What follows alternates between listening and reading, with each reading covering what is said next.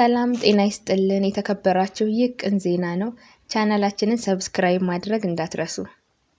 አበቄለሽ ጎንደር ማን ናቸው? አይቆረጠምም ደረቁ ባቄላ፣ አበቄለሽ ጎንደር ፋርጣ የኔ ገላ። ኢትዮጵያውያን ለመጀመሪያ ጊዜ ማርን፣ ጌሾን እና ውሃን አዋህደው የሚጠጣ ነገር ፈጠሩ። ጠጅ። ይህ የማር ወይን እንዴትና መቼ መጠመቅ እንደተጀመረ በትክክል አይታወቅም። ነገር ግን ከ1 ሚሊዮን በላይ ዕድሜ እንዳለው በጥናቶች ተረጋግጧል።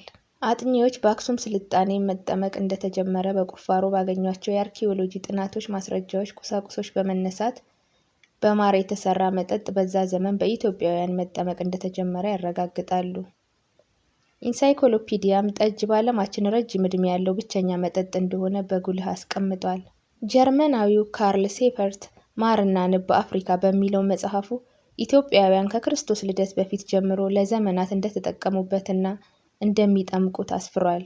ኢቫ ክራን የተባለችው የዓለም ታሪክ በሚለው መጽሐፏ ከጥንት ጀምሮ ኢትዮጵያውያን ይህን መጠጥ ይጠጡ እንደነበር ስትገልጽ፣ በ16ኛው ክፍለ ዘመን የነበሩ ተጓዦችም ኢትዮጵያውያን ጌሾን ለጠጅ መጥመቂያነት ሲጠቀሙበት መመልከታቸውን መስክረዋል።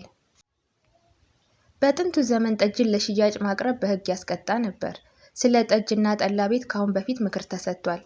በጠጅ ውስጥ ከማር ውሃና ጌሾ ውጭ ስራ ስር ቅጠላቅጠል ማስገባት፣ በመሸጫ ቤቱ ሰው ማሳደር ክልክል ነው። ሚያዝያ 23 1939 ዓ.ም። ስለ ጠጅ የጀመርነውን ታሪካዊ አመጣጥ እዚህ ጋር ገታ እናድርገውና ይህን እስከ አጼ ዮሐንስ ዘመነ መንግስት ድረስ አይደለምና ለንግድ ለተራው ዜጋ የማይፈቀድለት መጠጥ ጋር ስማቸው እስከዛሬ የሚነሳው አበቄለሽ ጎንደር ጥቂት እንንገራችሁ። ጎንደርን የረገጠ ጎብኚ ከቤታቸው ጎራ ሳይል አይመለስም የሚባልላቸው ወይዘሮ አበቄለሽ ጥንታዊ ጠጅ ቤት የሚገኘው ጎንደር ከፋሲል አብያተ መንግስት ዋና መግቢያ በር ደቡብ ምዕራብ አቅጣጫ ከዣን ተከል ዋርካ ወረድ ብሎ ነው። በሙያቸው ላይ መልካም መስተንግዷቸው ተጨምሮ የከፈቱት ጠጅ ቤት ዘመናትን የተሻገረ ጠጅ በጀመሩት የጥሩ ማር ጠጅ ጣይነት በማህበረሰቡ ዘንድ ተወዳጅነት አትርፈው በጎንደር ጥንታዊና ታሪካዊ ከተማ ነዋሪ ህብረተሰብ ዘንድ ከመታወቅ አልፈው በሌሎች የኢትዮጵያ ከተሞችም ስማቸውና ዝናቸው ታውቆ በኪነት ሰዎችም ዘንድ ጎንደር አበቄለሽ እየተባለ የተገጠመላቸውና የተነገረላቸው እናት ናቸው። መኳንንቱና መሳፍንቱ በአንገተ ረዥሙ የመጀንብርሌ አስናቀ የሚባል ጠጅ ያንደቀደቁበት፣ የቡርቧክስ የመሰንቆ ጨዋታ የኮመኮሙበት ታሪካዊ ጠጅ ቤት ነው እማሆይ አበቄለሽ ጠጅ ቤት።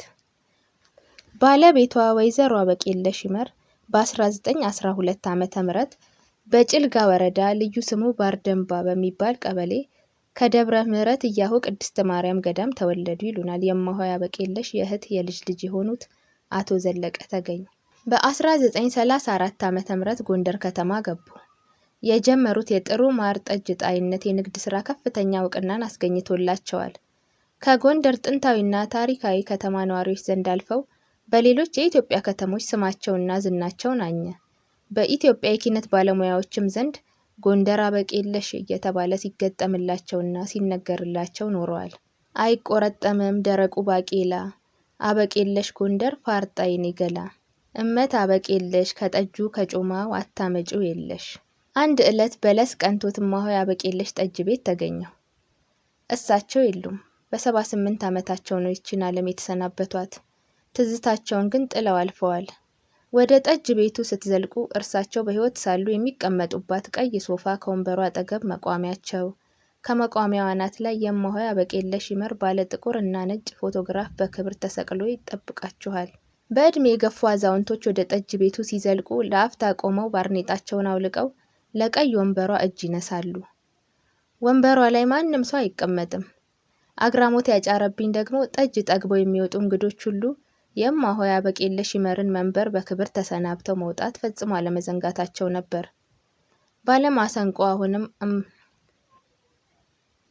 ባለመሰንቆ አሁንም እመት አበቄለሽን ይጠራል። ባዮጉን አይደለም በነጭ ያልተገዛን ተቸግረው እንጂ ስንሞት እየበዛን። ለቀይ ወንበሯ ለእማሆይ አበቄለሽ ለክብራቸው እጅ ነሳው። እናንተም እጅ ንሱ። ስራ ከመቃብር በላይ ይውላል።